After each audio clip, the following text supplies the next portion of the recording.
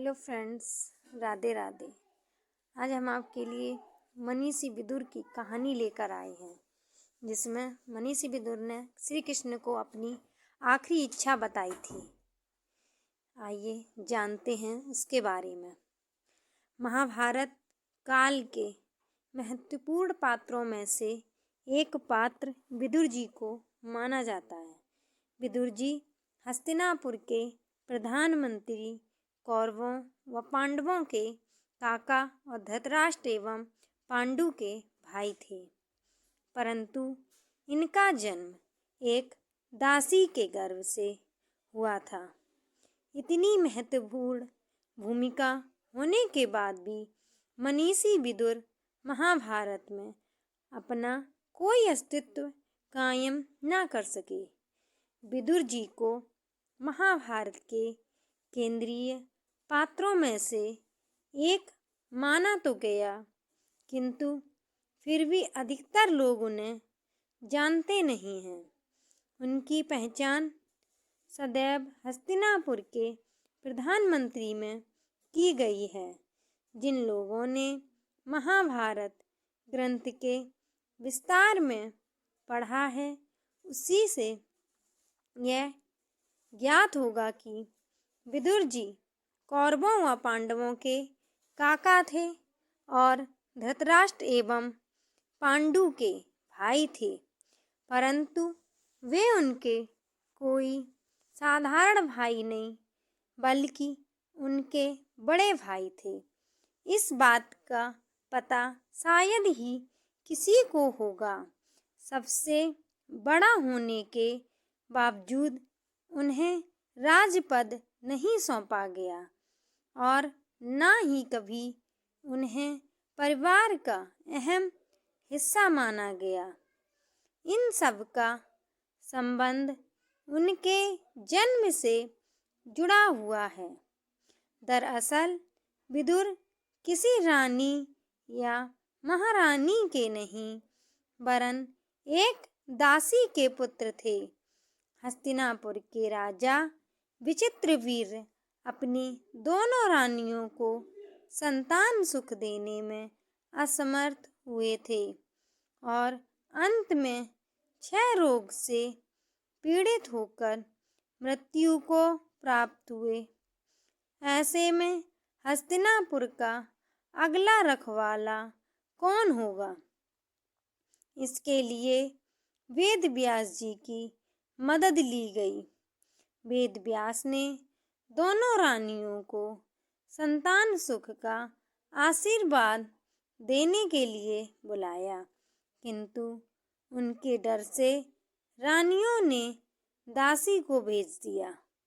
यही कारण है कि पहली संतान दासी के गर्भ से हुई, किंतु एक दासी की संतान को राजा का दर्जा देना उचित न समझते हुए विदुर को कभी वह दर्जा प्राप्त नहीं हुआ जिसके वे हकदार थे। कहा जाता है कि वेद व्यास जी ने दासी के गर्भ से होने वाली संतान को विशेष वर दिया था। उनका कहना था कि यह संतान बेहद बुद्धिमान एवं सर्वगुण संपन्न होगी।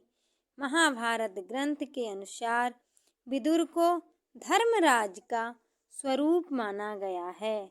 अपनी सूझबूझ के चलते ही विदुर को हस्तिनापुर का प्रधानमंत्री घोषित किया गया था। कहते हैं विदुर ने महाभारत युद्ध लड़ने से इनकार कर दिया था, किंतु मृत्यु से पहले उन्होंने श्री कृष्ण से एक वरदान मांगा था। श्री कृष्ण को बताई थी अंतिम इच्छा। यह उस समय की बात है जब महाभारत युद्ध चल रहा था। विदुर श्री कृष्ण के पास गए और उनसे एक निवेदन किया। वे अपनी अंतिम इच्छा श्री कृष्ण को बताना चाहते थे।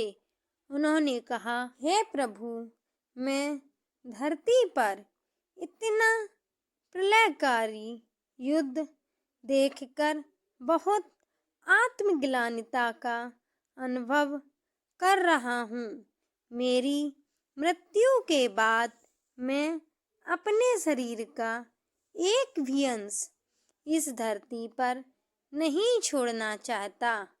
इसलिए मेरा आपसे यह निवेदन है कि मृत्यु होने पर न मुझे जलाया जाए, न दफनाया जाए और न ही जल में प्रवाहित किया जाए।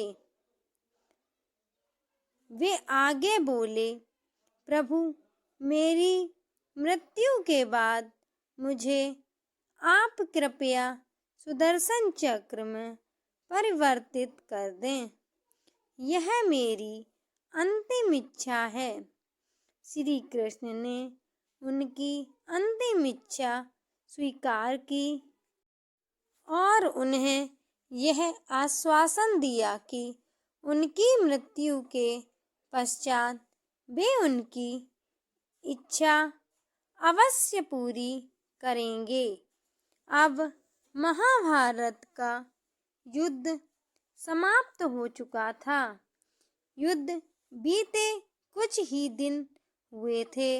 पांचों पांडव विदुर जी से मिलने वन में पहुंचे। युधिष्ठिर को देखते ही विदुर ने प्राण त्याग दिए और वे युधिष्ठिर में ही समाहित हो गए। युधिष्ठिर के लिए यह घटना कुछ अजीब थी। वे समझ नहीं पा रहे थे कि ये क्या हुआ, क्यों हुआ, इसके पीछे क्या कारण था।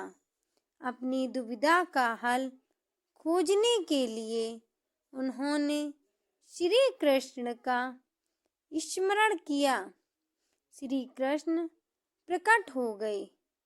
युधिष्ठिर को दुविधा में देखते हुए वे मुस्कुराए और बोले, हे युधिष्ठिर, यह समय चिंता का नहीं है। विदुर धर्मराज के अवतार थे और तुम स्वयं धर्मराज हो, इसलिए प्राण त्याग कर वे तुम में समाहित हो गए। लेकिन अब मैं विदुर को दिया हुआ वरदान पूरा करने आया हूँ। यह कहकर श्री कृष्ण ने विदुर के शव को सुदर्शन चक्र में परिवर्तित किया और उनकी अंतिम इच्छा को पूरा किया। दोस्तों, ये आपको विदुर की कहानी कैसी लगी, एक बार ज़रूर बताएं। अब जानते हैं विदुर की नीति। ये 4 नीति हैं जो 4 प्रकार के लोग हमेशा धन दौलत का करते हैं सत्यानाश। चाणक्य नीति के समान विदुर नीति में भी मानव जीवन के कल्याण के लिए बहुत ही बातें बताई गई हैं। जैसे विदुर नीति में विदुर ने ऐसे 4 लोगों का धन जिक्र किया है, जायदाद सौंपने पर वे संपत्ति का सत्यानाश कर देते हैं। ये 4 प्रकार के लोग इस प्रकार हैं। महात्मा विदुर के मुताबिक जो व्यक्ति आलसी होता है उसे धन दौलत कभी नहीं सौंपना चाहिए।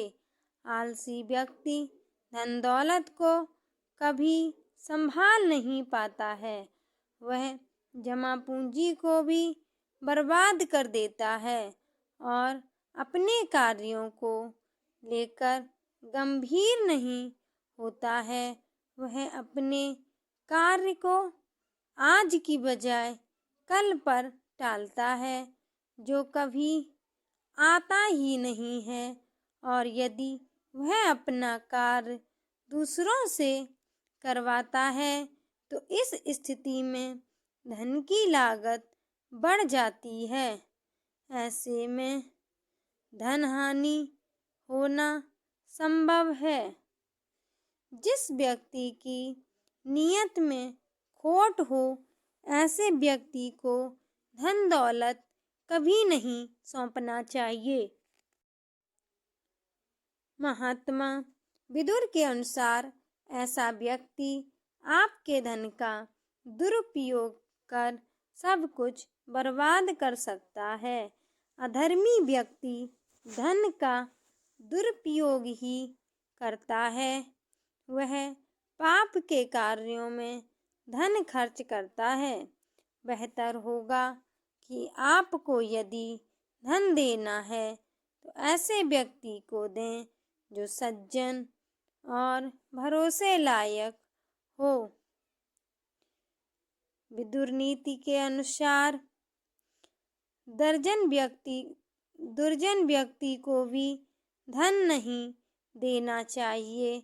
ऐसा व्यक्ति आपके धन का नाश तो करेगा ही, साथ ही वह आपको भी मुश्किल में डाल सकता है।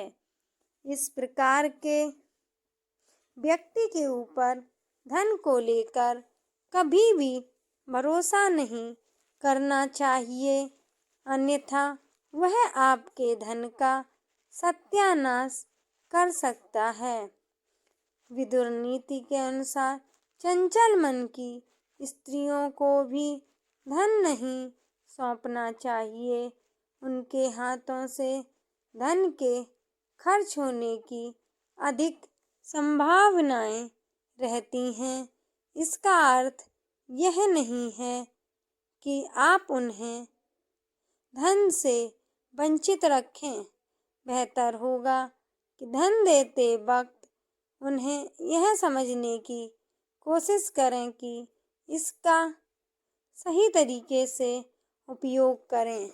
दोस्तों, आपको हमारी ये नीतियाँ कैसी लगीं?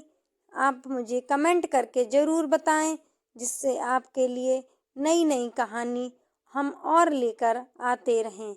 धन्यवाद।